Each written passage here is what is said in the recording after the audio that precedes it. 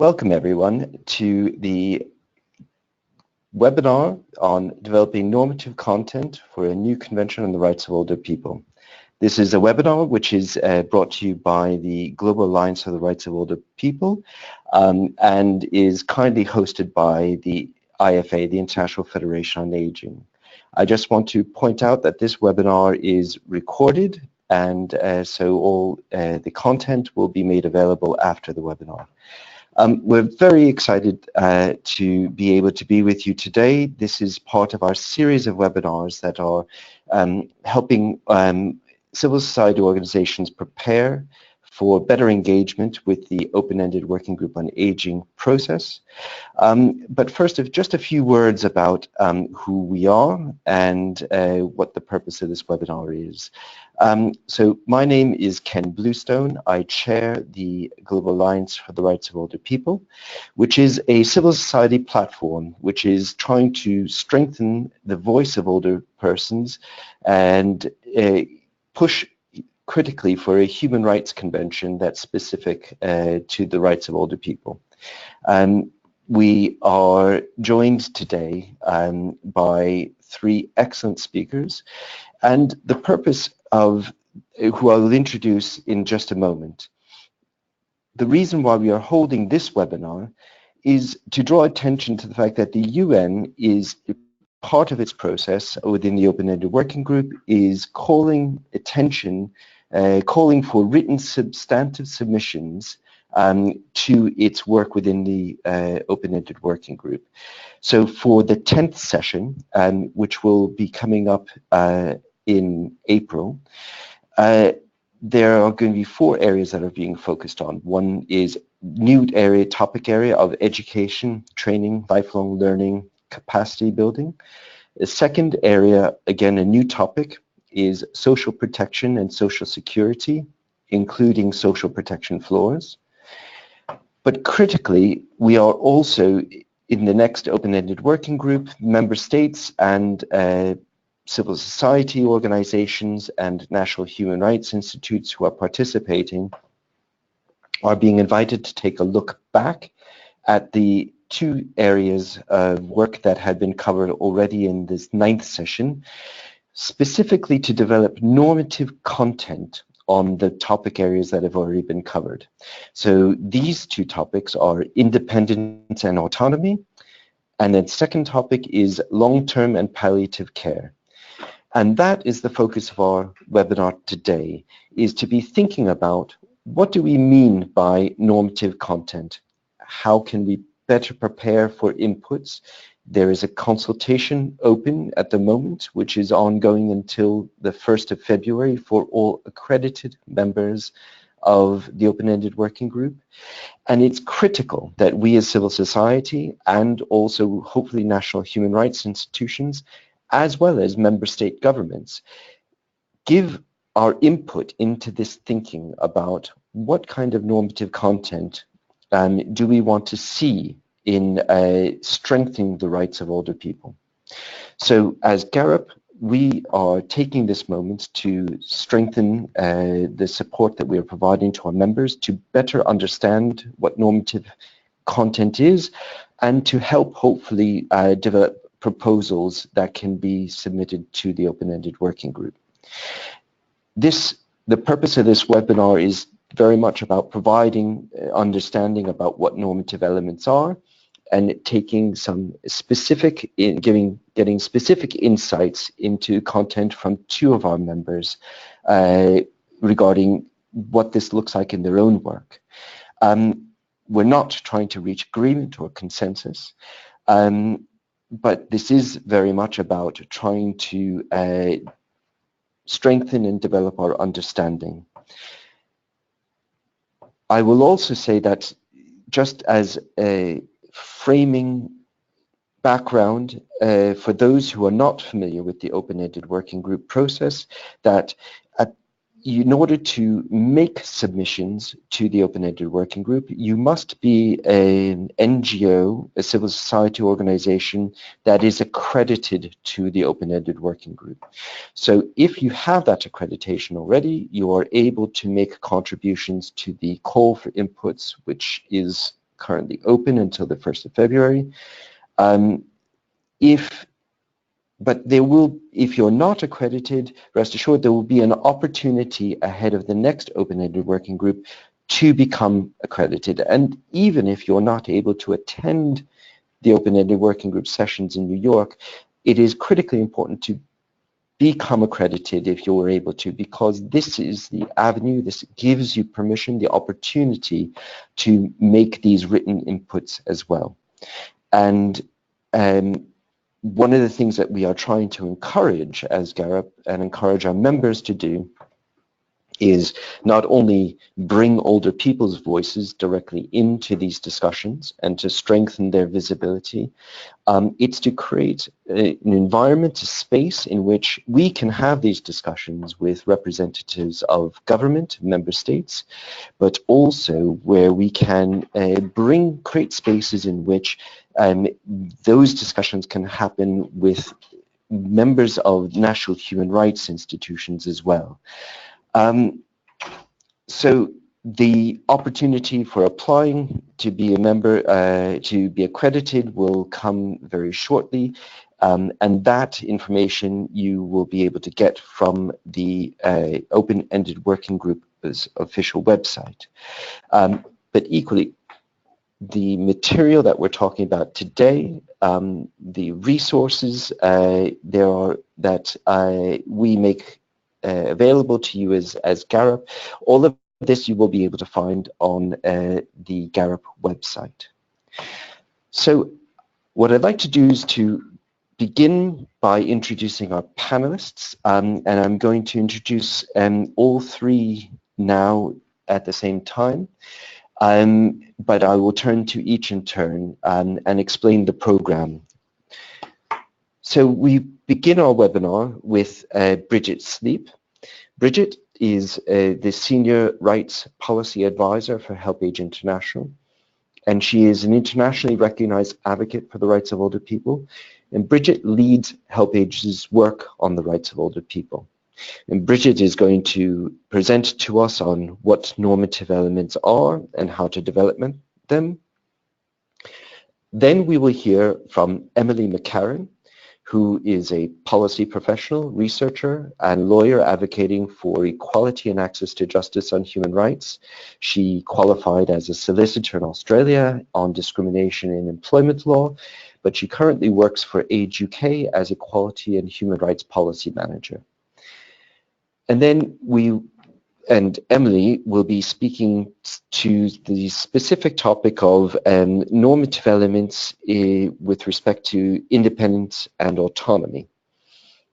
And then we will hear from Rose Gahire, who is Executive Director and Co-founder of the Palliative Care Association of Rwanda, based in Kigali, where she manages a team who worked with the Rwandan government and the Ministry of Health to develop the first standalone palliative care policy in Africa.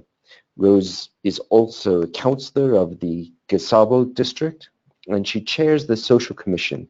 She's passionate about health and empowerment of women and older people, and holds a master's degree in public health.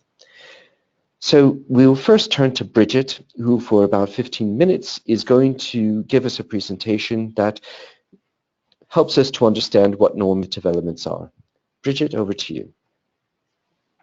Thank you very much, Ken, and thank you to GARUP and to IFA for giving me this opportunity to speak today. I can see that there are 51 people on the call at the moment, so it's very exciting to be speaking to you all. So thank you for joining us. As you can see from the title of my presentation, my aim today is to try and convince you or to persuade you that working on normative elements is not as hard as it sounds, that it's not something just for lawyers or for academics, and that we in civil society can and should be working on these elements as part of our advocacy for older people's rights. And in fact, that we should be working on them, as at the moment, the process that the Open-Ended Working Group is going through is laying the groundwork for the future content of a new convention. And so working on the normative elements now is very important for us. So I'd like to start by looking at what are normative elements. Okay, next please. One way of looking at it is thinking about them as the different components, the different elements that derive from a human right, from the norm. So they're the components that come out of a human right. Next.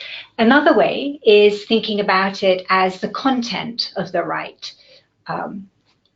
What are the different elements beneath the main heading of the right? And then a third way is thinking about it in terms of the detail that we want to see under each right in a new convention.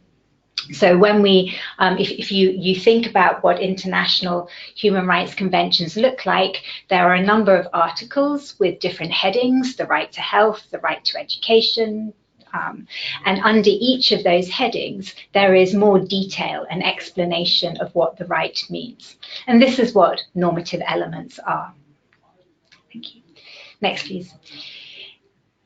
It's important to remember that we're not starting from scratch. A lot of work has been done on this already, which is good to know. And there are a number of different sources of existing normative elements that we can look at and we can draw upon. For example, the Universal Declaration of Human Rights, the 9 international human rights treaties, such as the Convention on the Elimination of All Forms of Discrimination Against Women, or the Convention on the Rights of Persons with Disabilities. So we have 9 international human rights treaties, which we can look at.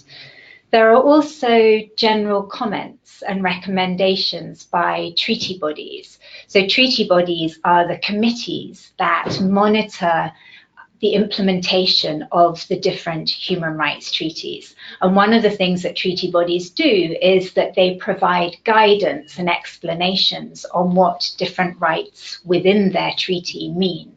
And this can also be an important source for understanding the normative elements of a particular right. We can also look at regional human rights treaties. From Europe, there's a regional human rights system, there's the Inter-American human rights system, and the African system. And so we can look at the contents of those human rights treaties to see if there are normative elements relevant to us there. And then finally, we can look at other sources. We could look at national legislation, we could look at court cases, and all of these can give us an idea of how particular rights are being understood and interpreted and what their elements are. Thank you. Next, please. So those different sources give us information, cover a whole wide range of rights. Looking at the particular areas that are going to be discussed at the 10th Open-Ended Working Group session, for autonomy and independence, if we look in the Universal Declaration of Human Rights, for example, we could look at Article 6, which says that everyone has the right to recognition everywhere as a person before the law. And this is an important right for us to look at, because it means that each of us as individuals are recognized as a person before the law, and that we have the right to take actions and make decisions that will be legally recognized.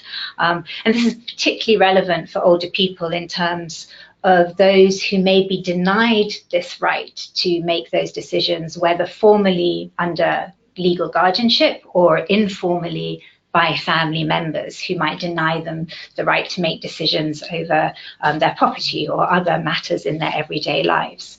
So this is an important right that we need to look at. We can also see this in the International Covenant on Civil and Political Rights, where again it says that everyone has the right to recognition everywhere as a person before the law. So this right is quite well established, and it's a norm that we should look at. Looking at the right to autonomy and independence as framing it in this way as a specific right is relatively new.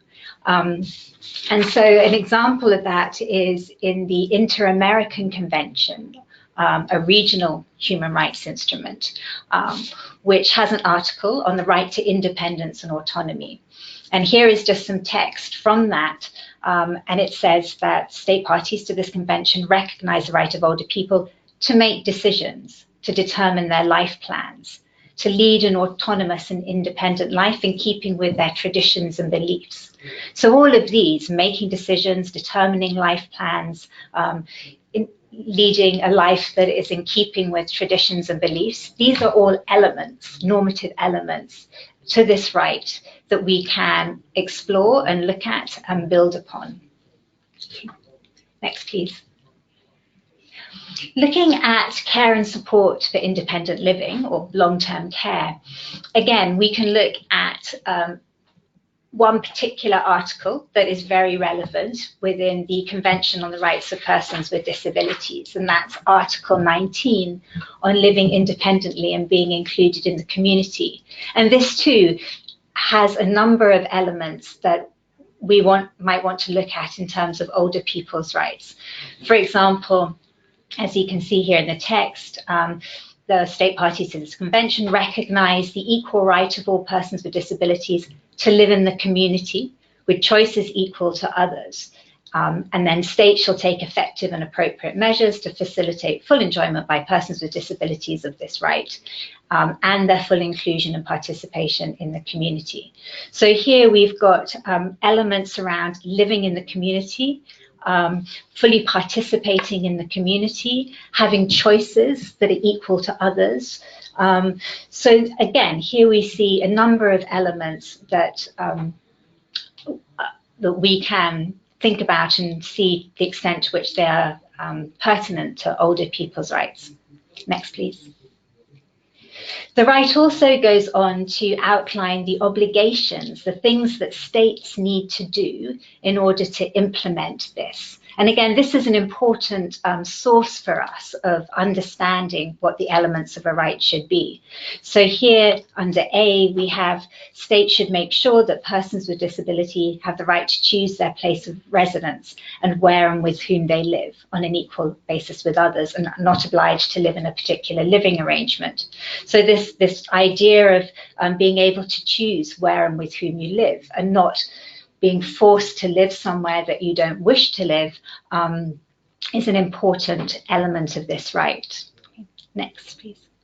And again, in paragraph B, what's interesting here is that the access to care and support services should be made available in a range of settings. So access to a range of in-home, residential and other community support services. So this gives us a sense of the scope of the right, that it applies to services provided both in the home, in residential and in other community support services.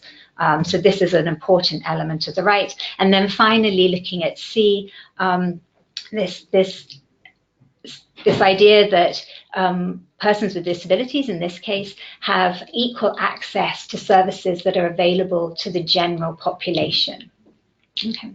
So not only to specific services that are designed for persons with disabilities, but also have access to services that are designed for the general population. And so here we can see in that article a number of elements around this right.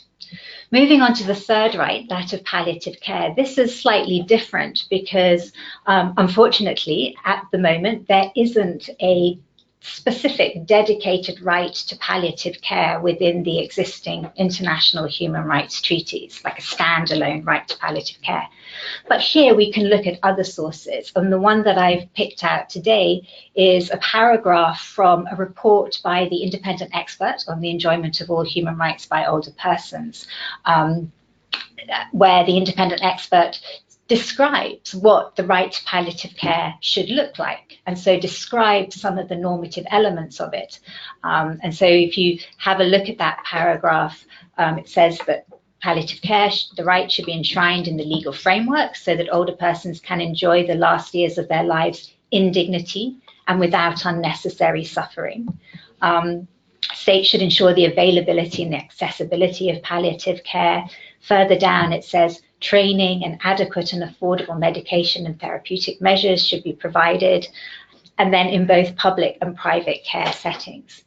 So here we have a number of elements of the right to palliative care that we could look at and expand as we work on normative elements. A second example is from a regional human rights treaty, so the Inter-American Convention. And the approach that the drafters took in this particular convention was by mainstreaming palliative care into different rights across the convention, the right to health, the right to live with dignity. There was a right around informed consent. And so one approach that has been taken is to mainstream an area, include it under other rights throughout a convention. And then the next. The final example I wanted to give is from, again, a regional human rights treaty, the Protocol to the African Charter on Human and People's Rights. And this also has included palliative care under another right, so within the Article 11, which is on residential care. And I wanted to include this example in particular to make the point that we should always look at the existing norms critically, and we should always interrogate them and question them and see whether they are in fact things that we want to replicate, or whether we want to expand them or improve them in some way. So here, for example, palliative care is within this protocol limited to a residential care setting, and not to other settings. And in terms of the type of care that should be received, again, it's limited in terms of adequate care and pain management medication. And for those working on palliative care, this isn't a holistic approach to the different types of support that would make up a palliative care package. So here is an example of an existing norm that we would want to strengthen and improve and expand on. Okay, thank you. So having looked at some of the range of sources that are available to us, how should we think about framing the normative elements that we work on? How do we organize them on the page? How do we put them down? And my suggestion is in three parts. And the first part of which is to affirm the right, to have an affirmation of the right, to declare what the right is. So, for example, older persons have the right to palliative care, or older persons have the right to autonomy and independence. So, statement affirming what the right is.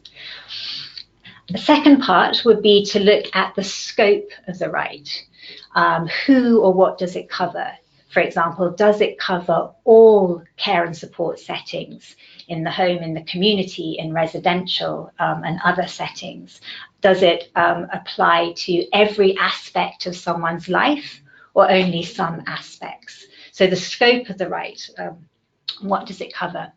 And then thirdly, in terms looking at state obligations. So what steps must states take to implement the rights? What things do they need to do to make sure that the services or what the different measures are all in place so that an older person can enjoy that right?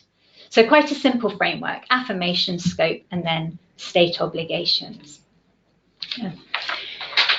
Then once we've thought about that and we've decided that's how we're going to frame it, how do we go about doing it? And again, I think there are just three simple steps that we can take. The first, as we've done a little bit already, is to look at the normative elements of the right in existing human rights treaties and other sources, see what is already there. Then, secondly, think about the unique context of older age and how older people are denied this right and what states must do to make sure older people can enjoy it. So the biggest task for us really is this. It's thinking about the unique and particular barriers that older people face to enjoying this particular right that we're looking at. And then once we have done that, we can combine the two. So we take the existing normative elements and we take our understanding of the challenges that older people face to enjoying their rights and the solutions, what needs to be in place to change that. And we can then rewrite or expand on the existing norms to make them unique and specific to older people, looking at affirmation, scope, and state obligations. So quite a simple 3-step process. And with that, I'd like to thank you and to pass on to our other speakers who are going to do a little bit of that practical work for us. So thank you very much. Thank you very much, Bridget. And thank you so much for providing such a clear and concise understanding description of just what do we mean by normative elements, normative content. And just to reinforce that last point you made about the importance that we must make sure that government's discussions around these issues are genuinely informed by the lived experience of older people. And that is really what our task is, and not just older people from all parts of the globe. So we're hoping that many of you listening will be able to take this information and use it to help shape your own inputs.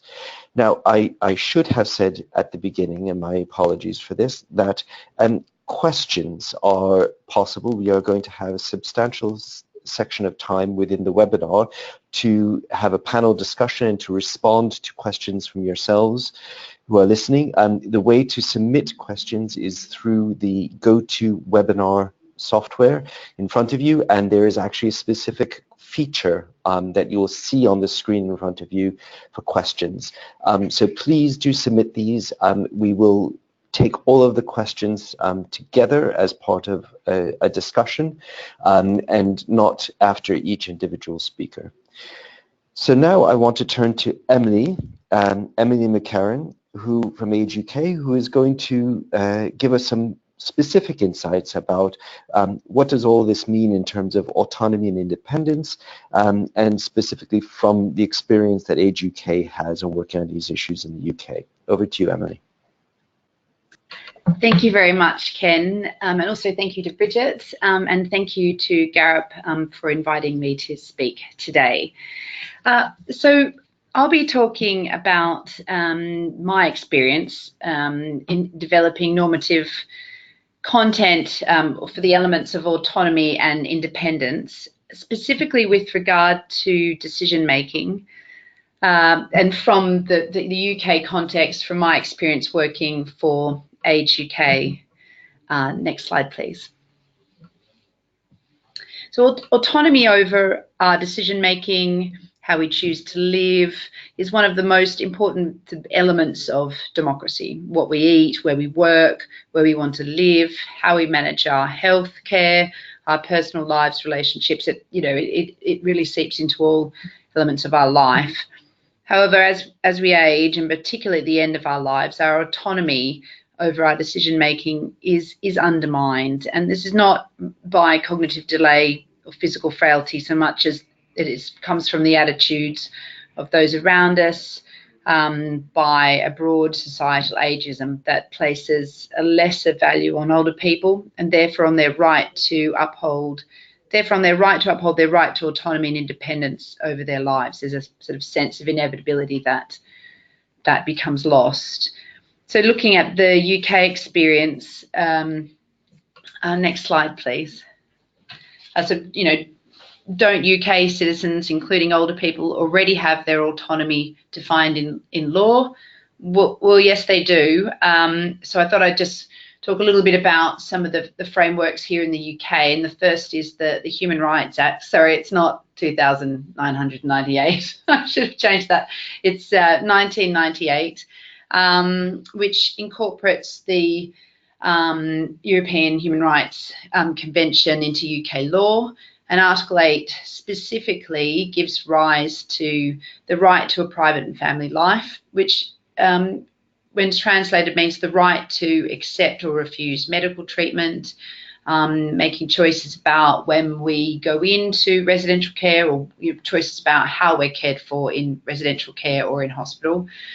We also have the Care Act 2014, just jumping a bit, but that protects the rights of people to self-determination and also looks at the well-being of people when they receive social care. The Mental Capacity Act, that's now, that goes back to 2005, but that does provide a legal framework to empower and protect people who cannot make specific decisions for themselves, or they are deemed to not be able to do so.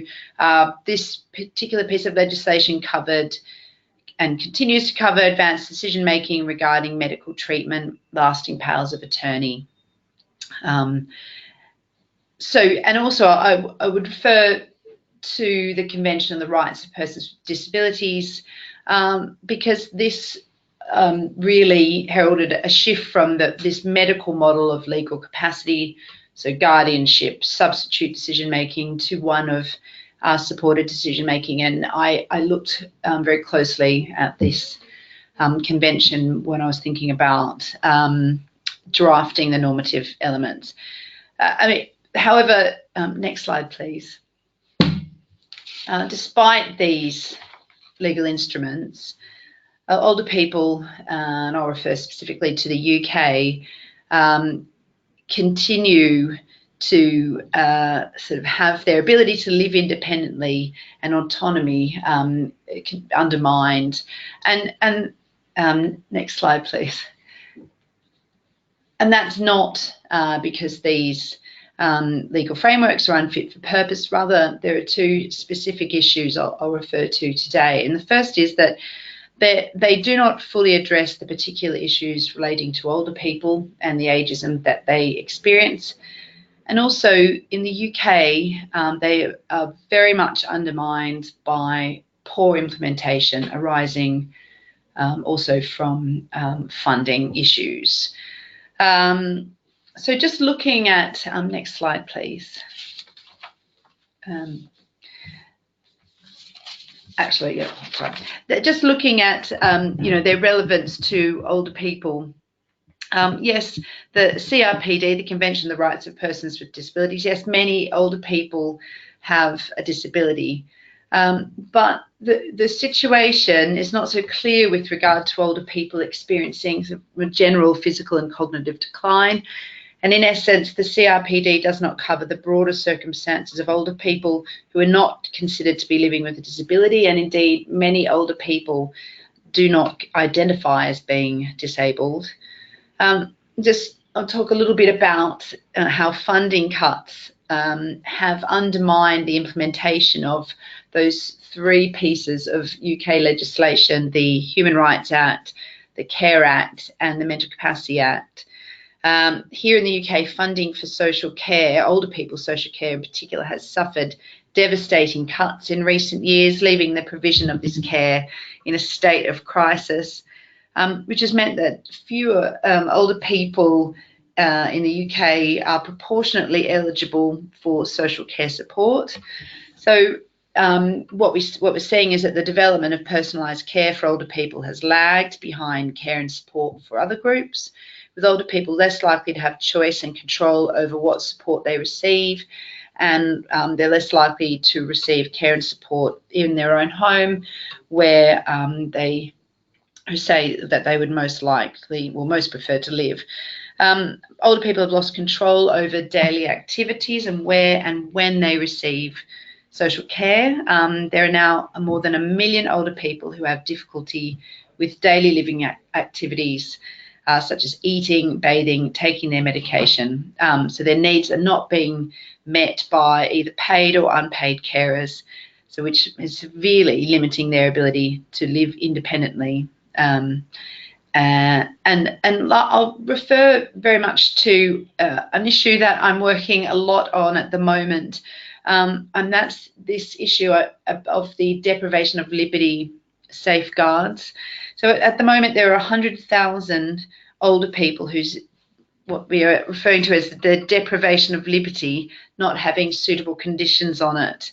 So what I'm talking about here is coming from Mental Capacity Act. There was a legal framework called the Deprivation of Liberty Safeguards, or DOLS, which they are referred to, which were developed for people, many of whom are older with dementia, who sort of are deemed as needing a more restrictive care or treatment at home, in a care home or hospital, when it seemed to be in their best interest, in their kind of for their safety and well-being. DOLS were drafted to protect the rights of people whose ability to make decisions about where and when they receive care were being affected by fluctuations or changes in their mental capacity. And although not perfect, if carried out correctly, they did aim to uphold a person's right to be involved in the decisions made about themselves as well as their well-being. However, and I'll go back to this issue of funding, the bodies responsible for carrying out the review of these deprivation of liberty safeguards, i.e. they are kind of local councils here in the UK, are so underfunded that they are failing to undertake the assessments of deprivation of liberty, as well as reviewing cases in the necessary timescales. And as a result, as I referred to before, there are currently 100,000 people whose deprivation does not have suitable conditions placed on it or should not be occurring at all. And we have a new bill going through, moving through Parliament at a rapid pace, which is a result of Brexit, seeking to address and amend the deficiencies in this system. But what really we're seeing is that the balance between human rights, efficiency, and funding is tipping in the wrong direction. So, you know, the result of all of this is that in the face of austerity and funding cuts, autonomy and choice have become a kind of nice to have. But, you know, so for many older people, the bare minimum is being done to them for their own good, in inverted commas, without their choice. So when drafting this, you know, the content here, I wanted to aim for a clear articulation of human rights pertaining to older people, not necessarily inventing new rights. So just looking at the slide, and I should say that, you know, this is, you know, my first time kind of doing this, so just being honest about my experience. I looked at the legal frameworks that I referred to, you know, the UK, the pieces of UK legislation. I looked at CRPD. I also looked at the various sort of legal frameworks coming from the EU and more internationally. So this affirmation, I guess I wanted to cover the whole sort of the spectrum of the right to independence, personal autonomy, and control over all aspects of our lives. And I wanted to, and I also tried to reflect this in the scope of the right. I wanted to sort of have that apply to, you know, from the minutiae of life about what we eat and what we wear to the bigger issues to do with where we live, about how we manage our finances, and, you know, having our right to enjoy legal capacity, you know, all the way to sort of how we die. So that's the scope. So if you can just go to the next slide, please. In setting out that first obligation, so that state parties shall take appropriate measures to provide older persons with access to the support and services that they may require in exercising their right to autonomy and independence, and to maximise their participation in any decision-making process. And really, you know, thinking about the UK experience, I was thinking specifically of the need for governments to provide funding for support. So it's not just enough to say that there is this right to autonomy, but when there is simply not the infrastructure and the support to enable older persons to have the right to autonomy. So I guess the big one for me here is you know, having adequate social funding. And I've tried to take this, I suppose, a step further. That state in the second obligation, state parties shall take appropriate measures to ensure that older persons will have the necessary care and support to enable them to live independently and in an environment of their choosing. and this support should be of a standard that allows persons to have choice of and equal access to live in the home, community or residential setting. Because I think what we're seeing in the UK is that, you know, funding cuts are meaning that, you know, the government's now saying, or local authorities are now saying, well, you know, there's just not enough money for people to have the choice about where they live. So, you know, the choice will have to be made for them. They have to go into a care home, you know, and that may not always be where people want to go. So it's about setting out the obligation to provide an adequate level of support that enables people to choose where they live. So it's not just like, well, this is all we can do for you at this particular point in time, which is what's happening at the moment. This third obligation, taking appropriate measures to ensure that older persons will have the necessary care, personal assistance and support to enable them to have control and autonomy over tasks that make up their daily lives, as well as access to community services and facilities that enable them to participate in community and public life.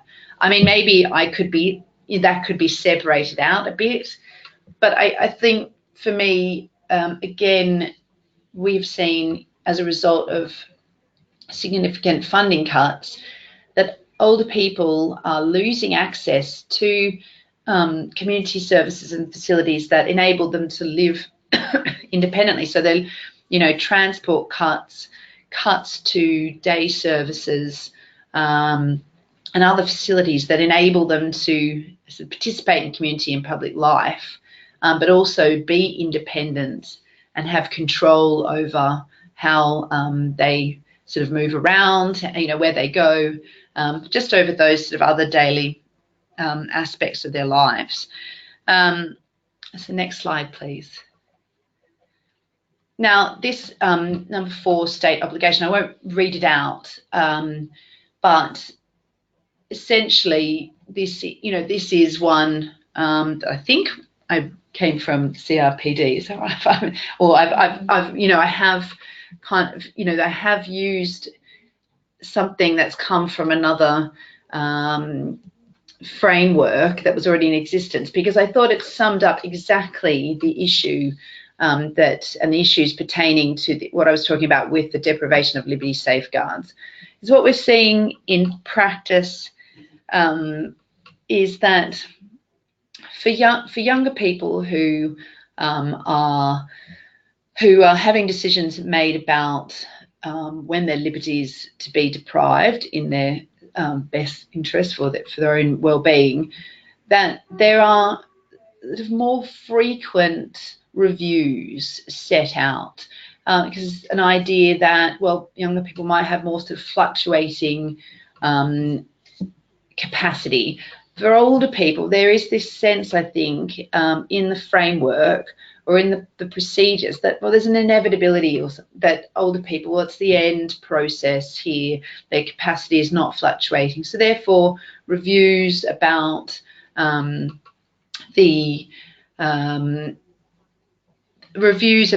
you know, coming from the process, and also the restrictions around their sort of particular deprivation of liberty are kind of just not as frequent, and they're not subject to regular reviews. And we're seeing this in the debate around this new bill, which is seeking to amend this, that they're trying to streamline the process in a sense, and that's going, that, you know, they're sort of cutting out reviews from kind of independent authorities and other judicial bodies, and that's ultimately quite disproportionately affecting older people. So I thought this was essential, really, that in sort of setting out the rights of older people in this setting. And just turning to this last state obligation that I've said, number 5, that is specifically referring to deprivation of liberty. And I think in the CRPD, this is set out separately.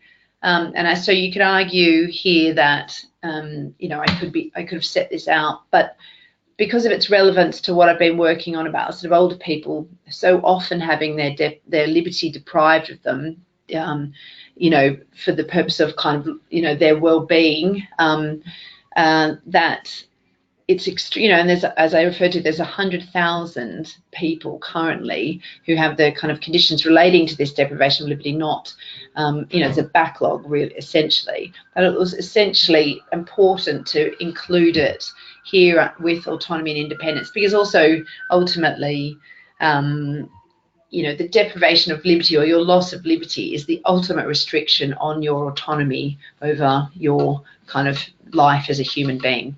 So that was my kind of thinking. So I'd be interested to, you know, receive any questions about, you know, how I set that out. So thank you, Ken. And thank you so much, Emily. It's great to get the specific content of actually what do these things mean in a particular context. So unfortunately, we would have loved to have had Rose Gaillere with us on the webinar, but technical difficulties in connecting have meant that is impossible. So instead, we're going to go straight into the discussion to really try to unpack and to respond to some of the questions that are coming through from yourselves about how do we develop this normative content better, how do we engage better with the open-ended working group process. Before I move into the questions, just a reminder that there is a function available for all of you on GoToWebinar to submit questions. That is how we are receiving them, and I will then share those questions with the panel, and I will also identify who asked the questions in the interest of transparency. So I'd like to begin though with one question from myself, which I'm going to direct initially to Bridget. And I was wondering, Bridget, if you could just give us a bit of a flavor for within the discussions that are happening between member states in the open-ended working group. What do they need to hear from us now? What are the particular challenges and that they're experiencing this discussion is, but critically, what do we need to provide them to be able to really bed down some of the content and some of the, get this discussion going further? I think just as what Emily has done, I think that to be able to make, to ground the suggestions that we are making in terms of normative elements and the things that we want to see in a convention in the reality of older people's lives.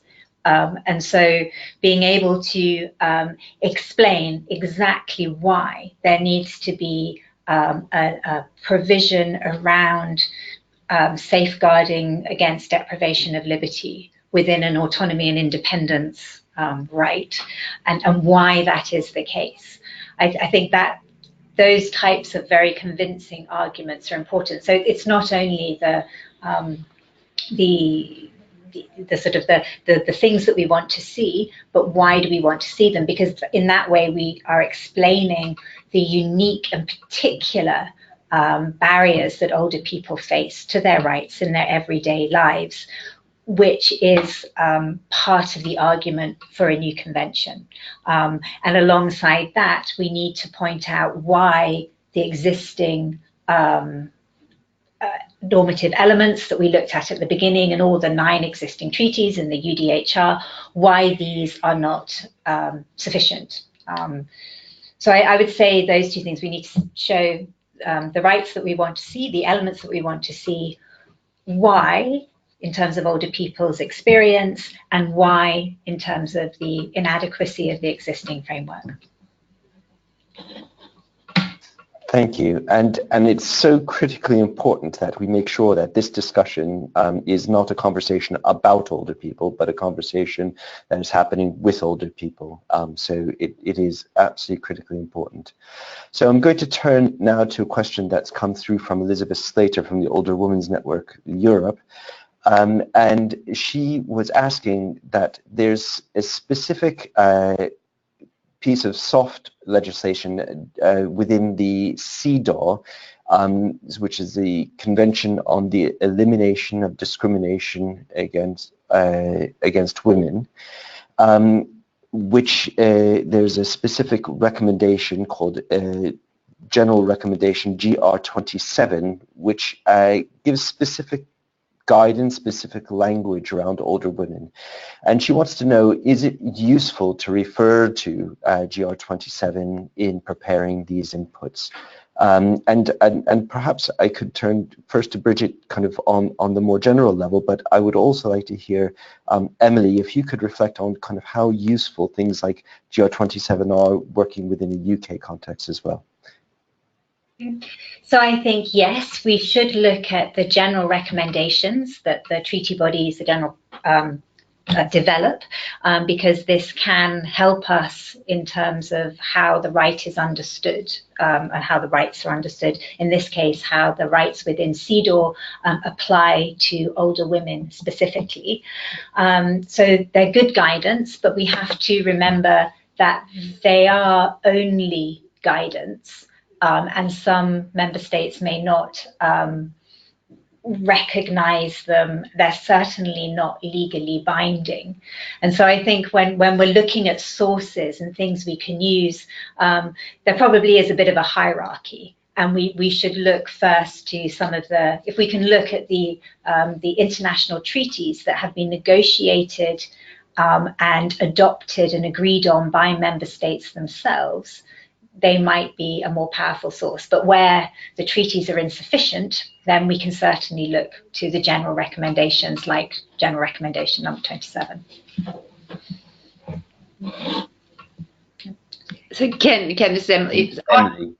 Yes, I for me it would be very useful because we know, I mean, in the UK and worldwide, there are, there are questions of kind of intersectionality in terms of the discrimination that older women experience. And, this is just as likely to play out when it comes to the right to autonomy and independence being undermined. So, I mean, whilst I haven't looked at it, but I've made a note that I will look at it as something very relevant because, I'm quite interested in picking up the particular issues, relating to older women within the social care context. So for me, that would be something very useful, particularly if it's around sort of specific guidance to do with just how the issue is set out or drafted. For me, that's quite important in sort of trying to frame the content that I'm drafting. It's, in essence, I guess, when I set out to do this, it was just trying to kind of, not inspire me, that's the wrong word, but sort of just provide examples of the way this has been set out elsewhere. So, it would be I would sort of welcome the opportunity to have a look at that. Thanks. One of the, so from Francis Zenouddin, I knew I was going to get that wrong, from IFA has asked the question of, we are given the argument by member states that everything is already there, all the rights are already accounted for, it's only a lack of implementation. So I would like to get your views as panelists in terms of, is that argument sufficient? Basically, what should we be saying in response to that? Can we refer to the lack of implementation of the existing treaties as an argument for a convention? Or do we, as Francis is saying, that we must actually go further, that stating actually no, that the full range of rights that old persons should be protected are not fully covered? Can I answer that first? Well, I think that the question of implementation, I sort of covered that, and yes, that is important. Yes, if I refer specifically to the UK experience, the rights are set out, and older people do have rights, that are set out under the Human Rights Act. However, as I've shown that, despite those rights kind of being set out there, there's absolutely no reference to the experience of older people, and the particular ageism that they experience kind of in all these settings.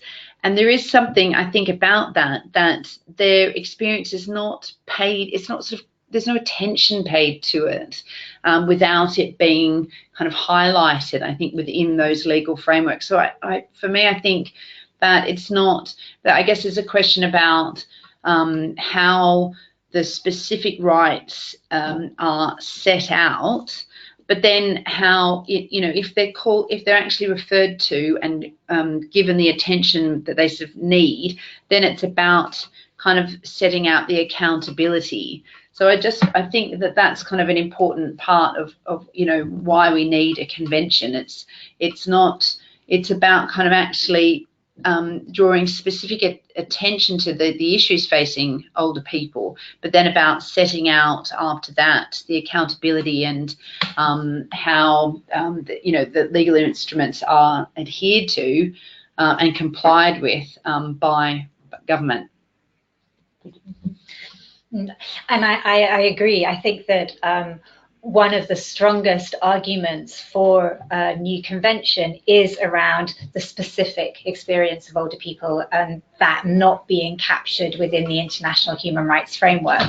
So just as gender-based discrimination, or in terms of the particular protection of the rights of children, it was deemed necessary to articulate the rights that we all enjoy in a particular way that was pertinent to the context of women or the context of children or the context of race. So I think that when we do our advocacy and we do our arguments, I think we have to be quite strategic and tactical in choosing the types of arguments that we use. And I think there are a number of strong arguments that we can pick. And if you're facing a member state who is absolutely adamant that there are no gaps in the existing system, then the argument around specificity and articulating rights in a particular context is a good one to use. In other circumstances, you might choose to use the absolutely valid argument that there are gaps within the system. And we've already talked about the lack of a right to palliative care as one example, the lack of a comprehensive prohibition of age discrimination. So we have a range of different arguments that we can use. And as advocates, we need to choose which one we use or which group of them we use, I think, tactically. Great.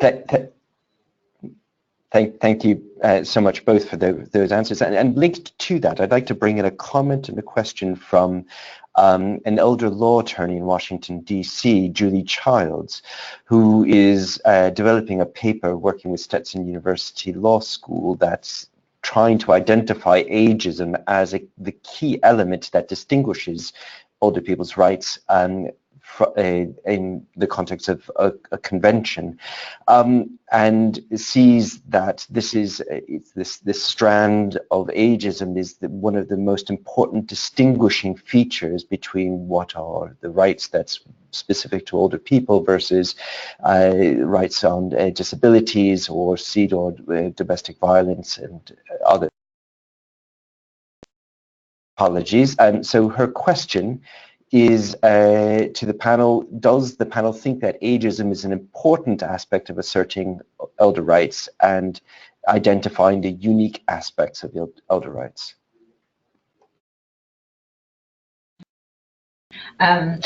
Yes, I do, absolutely. And I think that Emily gave some great examples in her presentation where older people are being treated differently because of assumptions made about, in the particular, we'll talk to your examples, but around fluctuating capacity.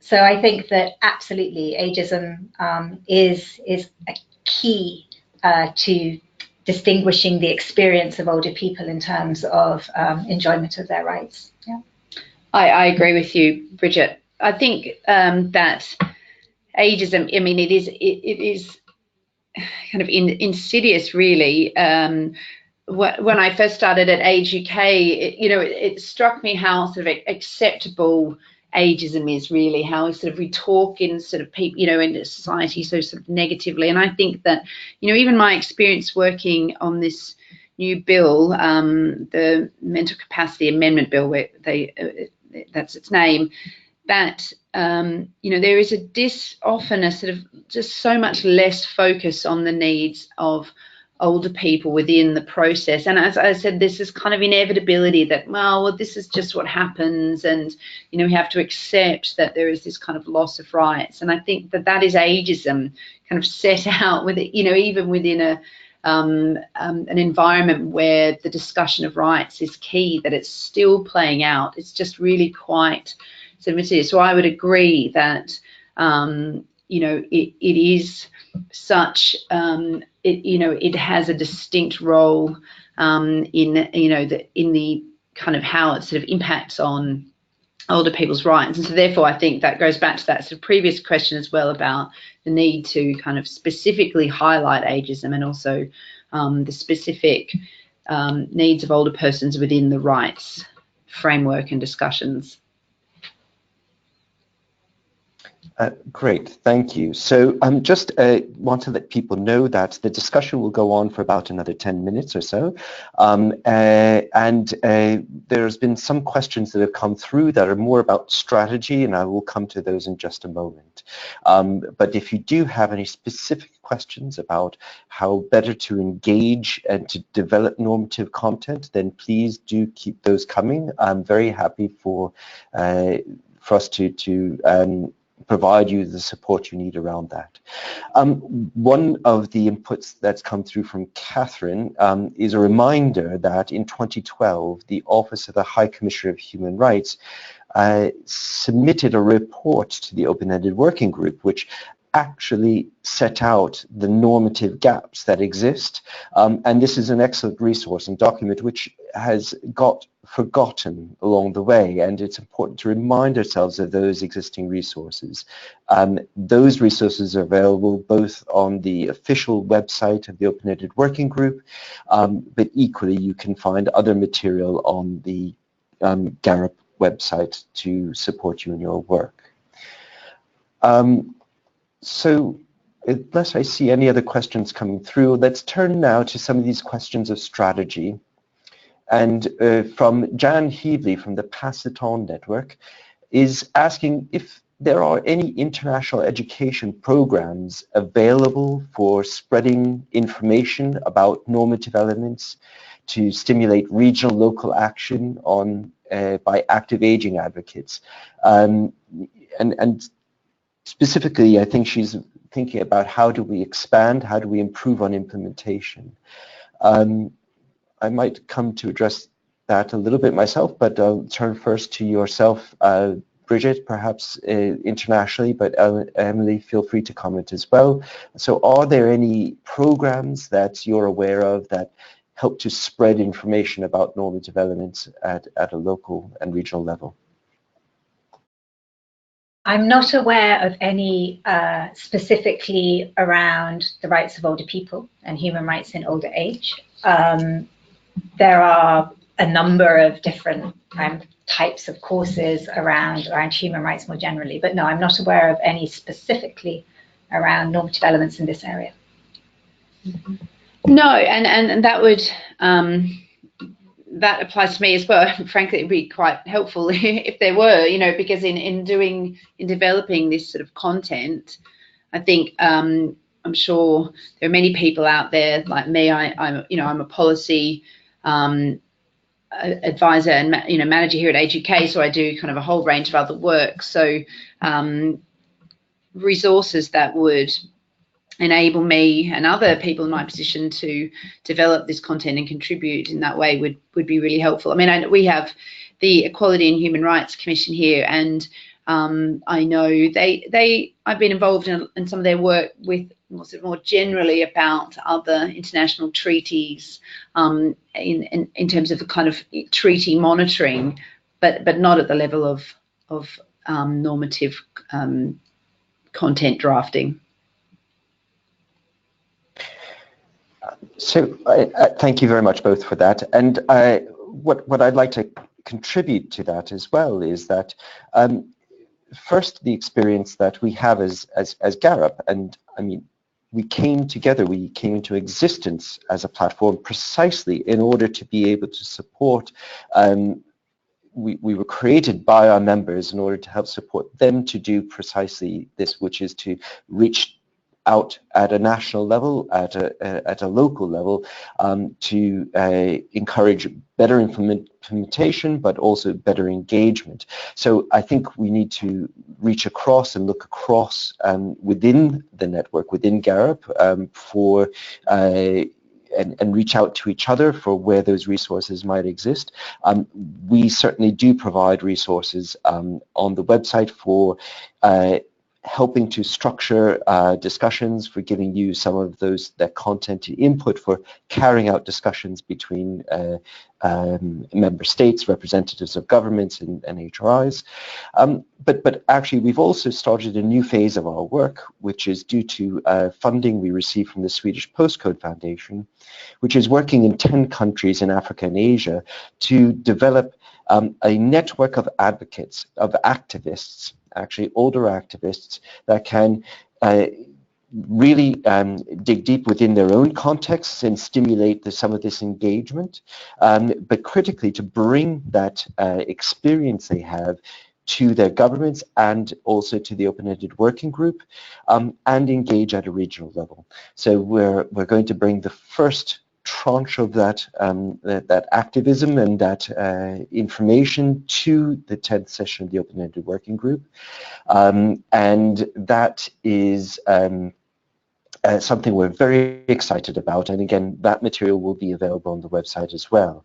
The other thing to point out is that we have very strong networks that are members of GARUP, and I point in particular to Age Platform Europe, working at a European level, that does a tremendous job at facilitating and supporting its members to engage on some of these issues. So there's a lot of activity and a lot of support that exists at that level, and also through the Help Age global network, where equally there is a lot of effort to try to bring these conversations from create these spaces in which older people themselves can engage with members, and not only advocate for a convention, but equally what can we do today to make sure these rights are protected and strengthened. With that in mind, there's another question, which is about actually how do we go from where we are today, and this came from Francis again from IFA.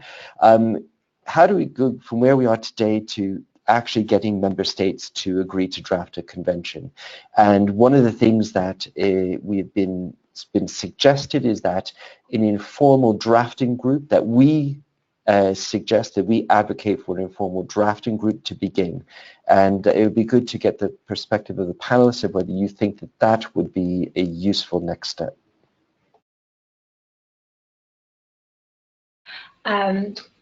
I think that we have been calling in civil society to move to drafting for some time.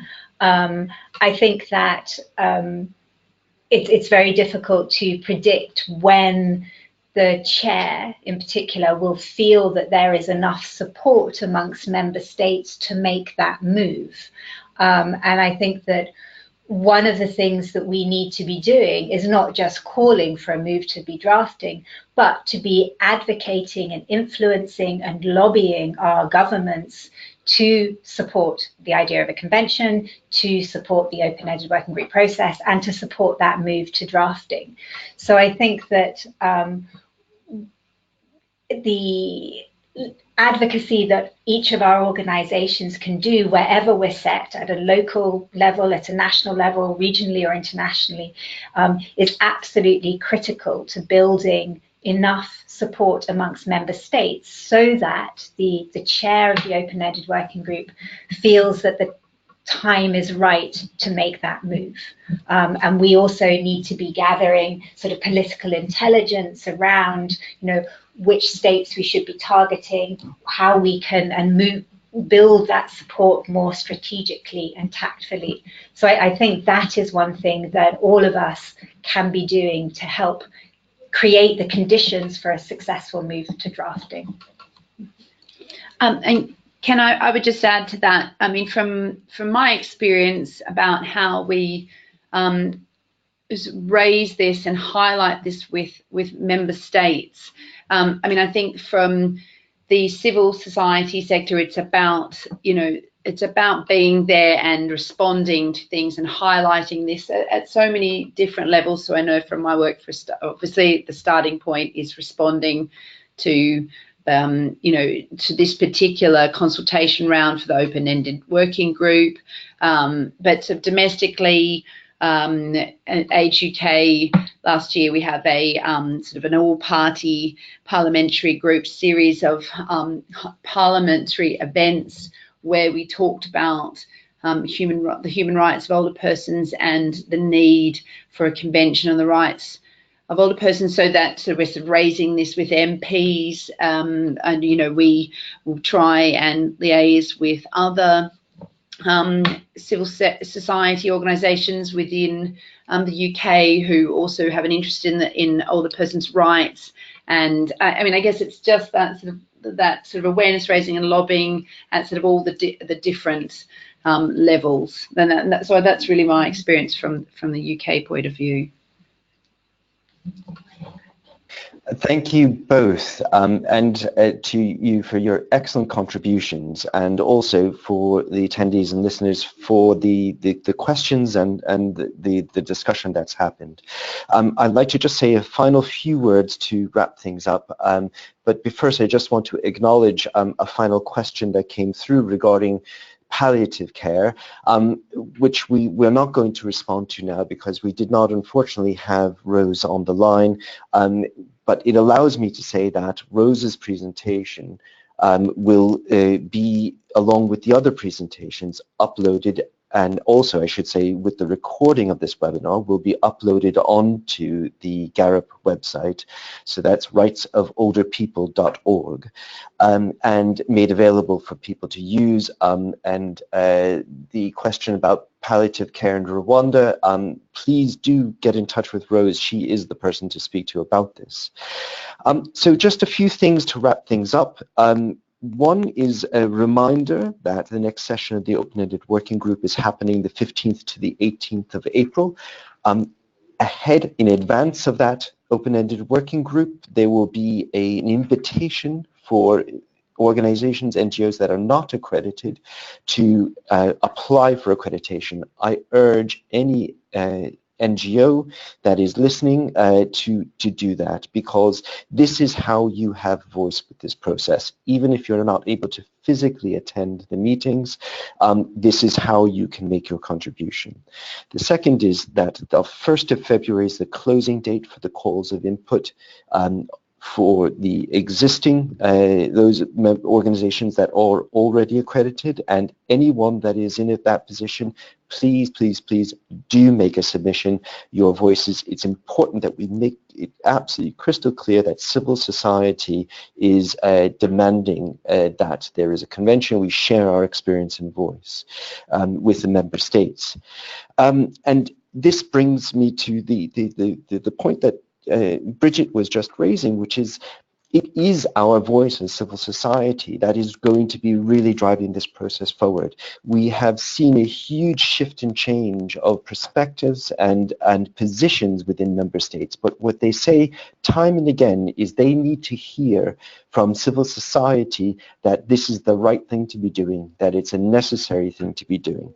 So we must make sure that we give them that opportunity. Please, if you're able to, create spaces within your own context between having a stakeholder meeting with government representatives, with the national human rights institutions ahead of the Open-Ended Working Group.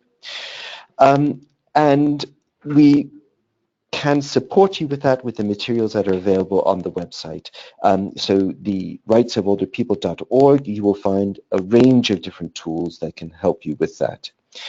And finally, this webinar would not have been possible without the support of IFA, and we thank them enormously for all of their support for the work that we do as GARAP and for allowing us to come together in this way. So please wish you all well, and we hope to see you at our next webinar and hopefully in New York at the Open-Ended Working Group. Thank you very much.